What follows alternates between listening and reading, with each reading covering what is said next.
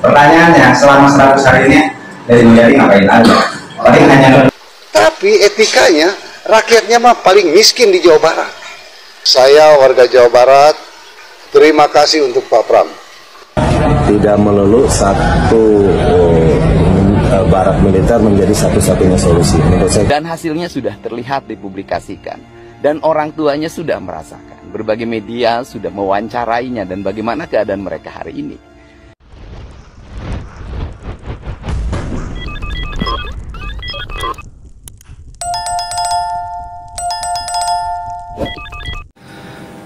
Oke teman-teman, itu tadi video cuplikan dari seorang LSM pemuda dan juga Denny Cagur.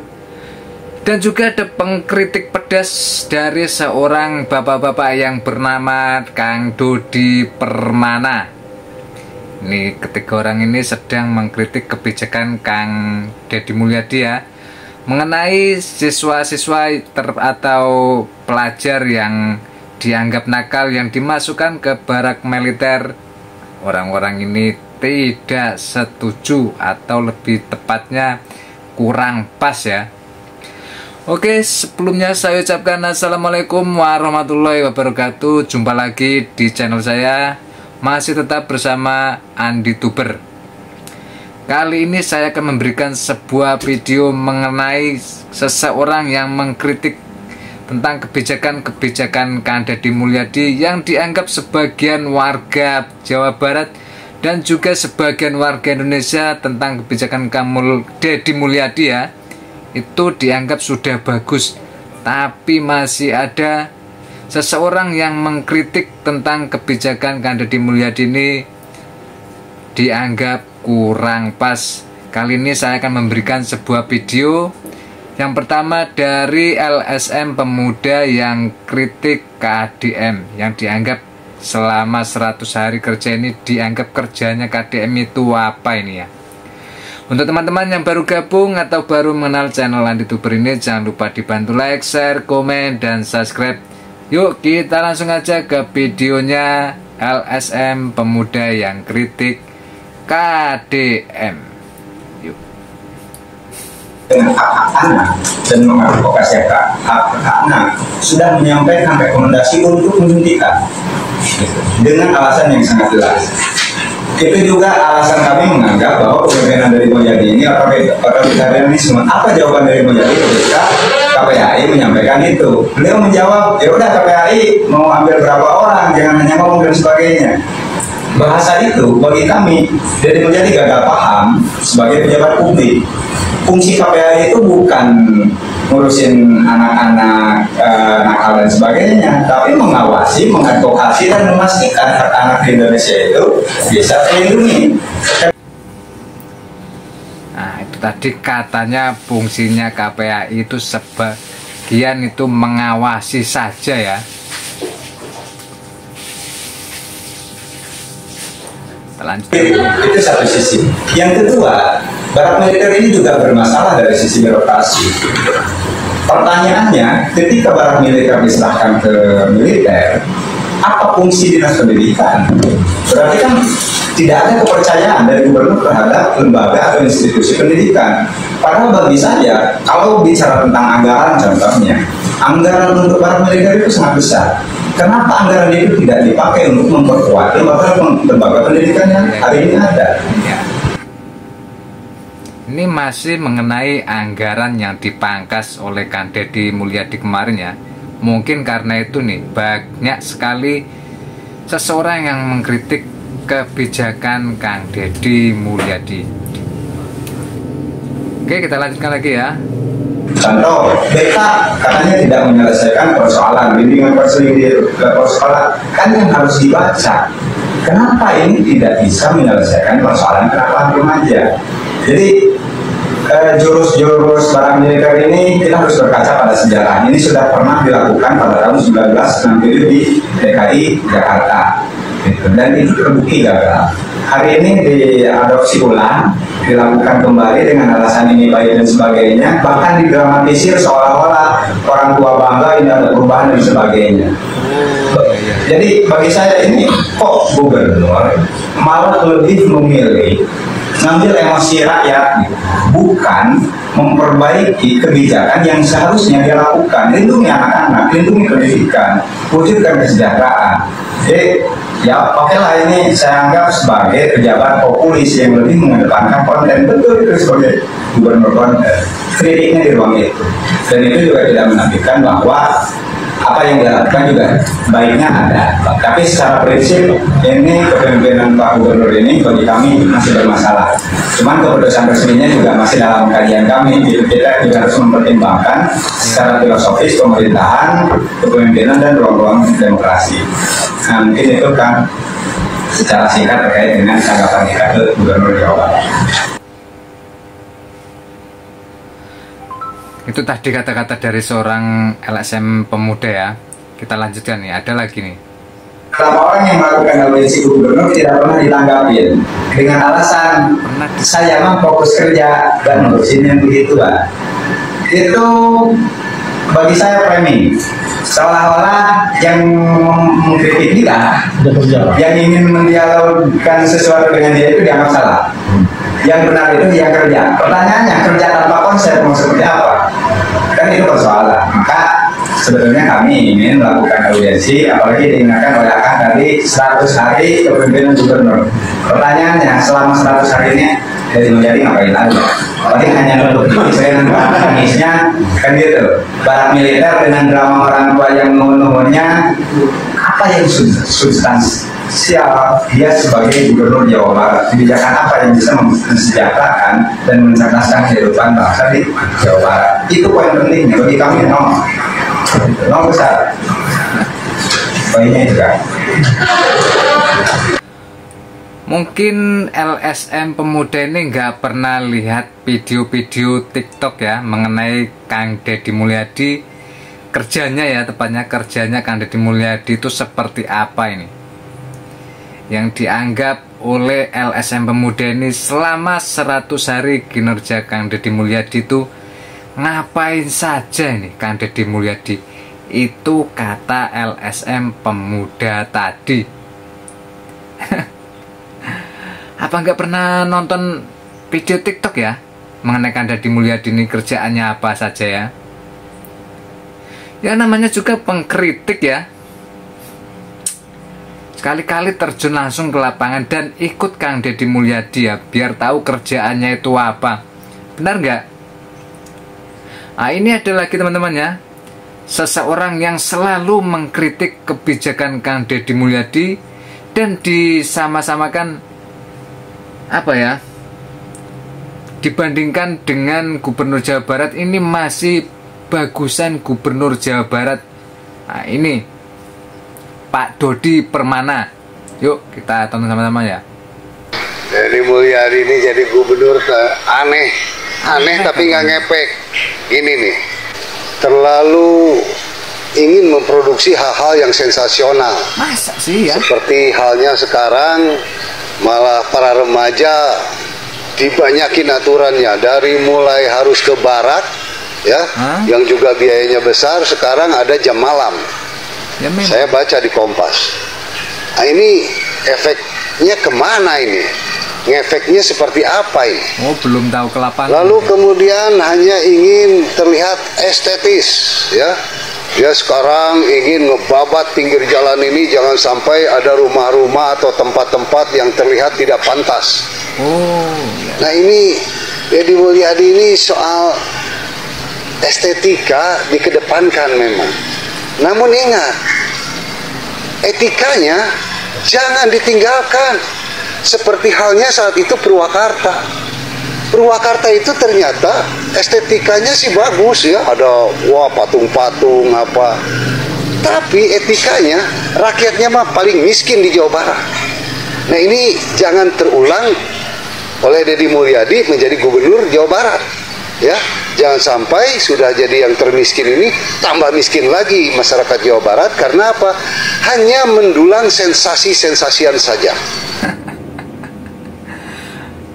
Kang Deddy Mulyadi ini baru 100 hari kerja ya.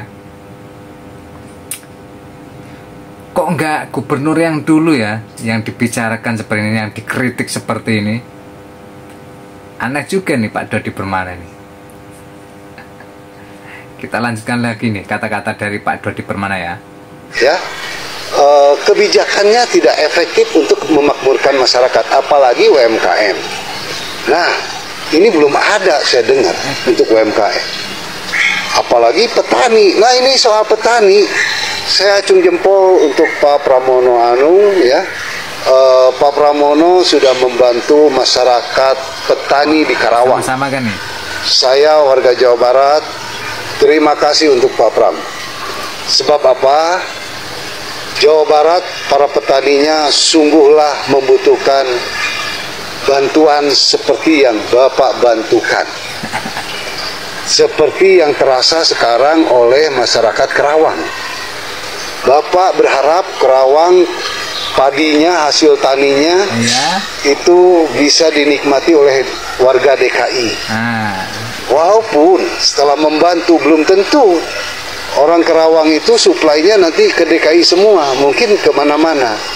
Tapi bantuannya sangat terasa, ya. Dan kalau kita lihat DKI, itu pemimpinnya sudah banyak kebijakan yang dihasilkan untuk memakmurkan masyarakat. Sementara Jawa Barat hanya asik berkecimpung pada sensasi-sensasian, pada hal-hal yang seolah-olah baru. Padahal belum tentu itu sukses, seperti remaja ke barak, seperti juga jam malam untuk para remaja. Saya rasa kalau yang pernah jadi remaja, ya nggak gitu-gitu amat cara memperlakukan remaja ya. Karena kalau dididik agama dengan baik, remaja punya batasan. Dan masyarakat Jawa Barat remajanya sudah jauh lebih baik daripada zaman kita dulu, ya. Sekarang masyarakat Jawa Barat remaja-remajanya kasihan malah, kurang ruang publik, ya. Nah jadi Pak Deddy Mulyadi ini lebih gila estetika, tapi lupa etika, bahwa jadi pemimpin itu harus lebih memakmurkan rakyat, ya, bukan cuman kosmetik, ya. Ini hati-hati nih, karena dulu juga lebih mementingkan kosmetik katanya daripada beras. Nah, itu Deddy Mulyadi. Saya rasa memang demikian adanya. Terima kasih untuk Gubernur DKI, ya, baik Pak Pramono ataupun Bang Rano. Anda sukses untuk Jawa Barat. Assalamualaikum. Lebih gila estetika ya, dan menganggap Gubernur DKI Jakarta lebih bagus daripada Gubernur Jawa Barat Kang Deddy Mulyadi. Yang jadi pertanyaan itu, apa benar ya lebih bagus dari kebijakan seorang Gubernur DKI Jakarta nih? Belepotan ngomongnya. Gimana nih teman-teman, pendapat teman-teman dengan kata-kata Pak Dodi Permana ini?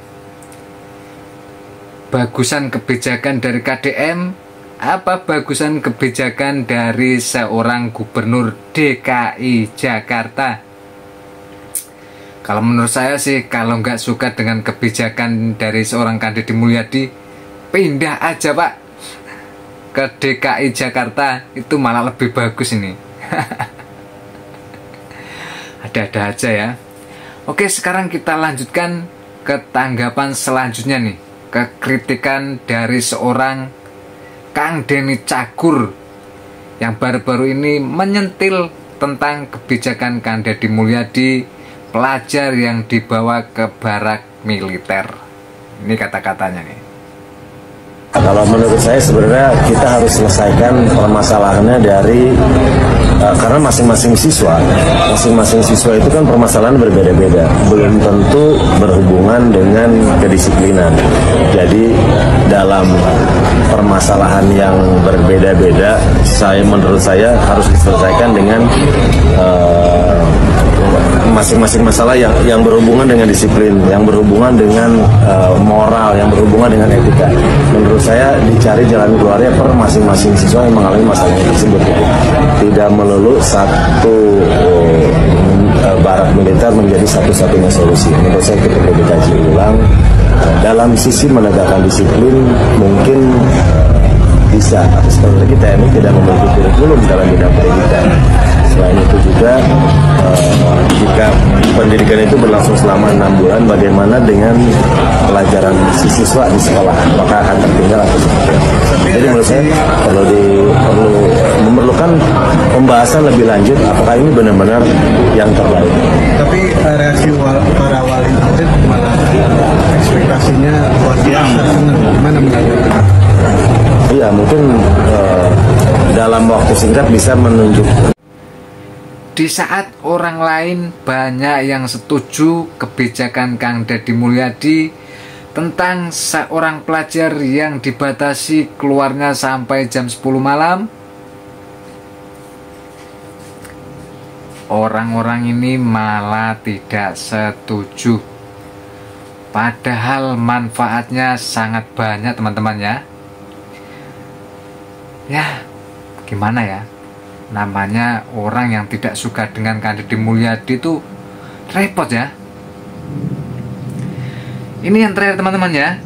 Setelah Kang Deddy Mulyadi ini mendapatkan banyak kritikan dari seorang warga Jawa Barat dan juga warga-warga lain yang tidak senang dengan kebijakan Kang Deddy Mulyadi, Kang Deddy Mulyadi akhirnya angkat bicara ini. Ini videonya ya. Bahwa pendidikan itu harus dihentikan. Tetapi yang lebih menarik lagi adalah sekitar 10 triliun atau di bawah 10 triliun, dan seolah-olah itu tidak penting saat pendidikan bagi anak-anak di barak TNI sudah selesai, yang saya sebut pendidikan kebangsaan, dan hasilnya sudah terlihat dipublikasikan dan orang tuanya sudah merasakan, berbagai media sudah mewawancarainya dan bagaimana keadaan mereka hari ini. Dan juga ada antrian ribuan orang yang ingin menitipkan anaknya mengikuti pendidikan tersebut. Tapi orang-orang pinter di Indonesia setiap hari silih berganti memberikan pendapat, memberikan saran, memberikan kritik bahwa pendidikan itu harus dihentikan. Tetapi yang paling menarik adalah seolah-olah pendidikan barak militer itu sesuatu yang sangat luar biasa yang akan merusak bangsa ini, padahal hasilnya justru memperbaiki kondisi bangsa. Walaupun ada yang mengatakan jangka pendek, tidak ada masalah apa-apa. Kalau orang dalam keadaan sakit darurat, ya harus dilakukan tindakan jangka pendek, karena kalau dibiarkan akan mengalami kematian. Aslinya bagus sih ya kebijakan seorang Kang Deddy Mulyadi ini. Yuk kita dengarkan lagi nih kata-kata dari Kang Deddy Mulyadi. Belepotan mulutnya. Tetapi yang lebih menarik lagi adalah saat Kejaksaan Agung melakukan penggeledahan kepada kantor Kemendiknas atas dugaan korupsi digitalisasi pendidikan yang terjadi mungkin sekitar 7 tahun yang lalu dengan nilai kerugian negara diperkirakan sekitar 10 triliun atau di bawah 10 triliun. Saya tidak tahu berapa jumlah persisnya. Semua orang seperti tidak peduli, diam, dan seolah-olah itu tidak penting. Padahal menurut saya iya ya. Repot ya. Kalau sudah yang namanya uang itu pasti terdiam ini. Kenapa ya? Aneh sekali ya.